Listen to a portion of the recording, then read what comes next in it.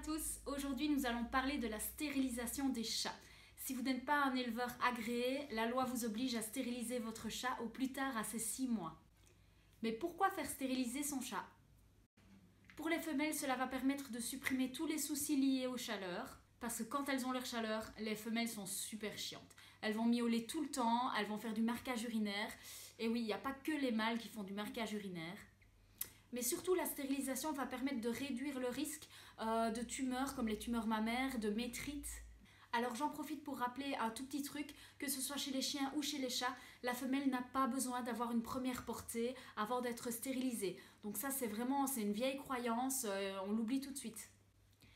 Et pour les mâles alors, qu'est-ce que la castration va apporter de positif? Les chats entiers, comme on dit, ressentent le besoin de marquer leur territoire. Et quand un matou marque son territoire, c'est vraiment une odeur très désagréable.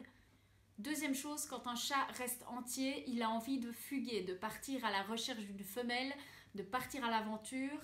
Et s'il part à l'aventure, il va soit se perdre, soit se faire choper par une voiture, ou alors se battre. Lennox!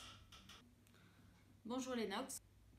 S'il se bat, les blessures risquent de se transformer en abcès. Ils peuvent aussi se faire contaminer par des virus, notamment celui de la leucose ou le FIV, donc le sida du chat. Puis-je donner la pilule à mon chat? Franchement, c'est pas conseillé. Avant, ça se faisait, mais je vous mets au défi de trouver en 2019 un veto qui va encore vous conseiller la pilule. Il y a de nombreux effets secondaires. Elles peuvent être source d'infections utérines et si le chat la vomit, évidemment, elle ne fait pas effet. La stérilisation reste donc la solution pour votre chat et pour tous les chats du monde, pour réduire la surpopulation dans les rues, dans les refuges. Pour ceux qui sont réticents et qui pensent au risque de l'opération.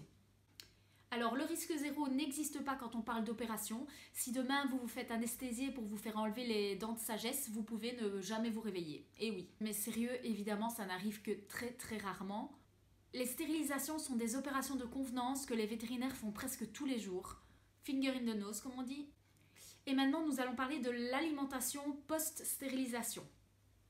C'est très important, la plupart des chats ont tendance à grossir après la stérilisation. Il faut absolument changer l'alimentation, qu'elle soit adaptée au nouveau mode de vie du chat. Leur métabolisme change et les besoins énergétiques aussi. Il est donc très important de modifier l'alimentation.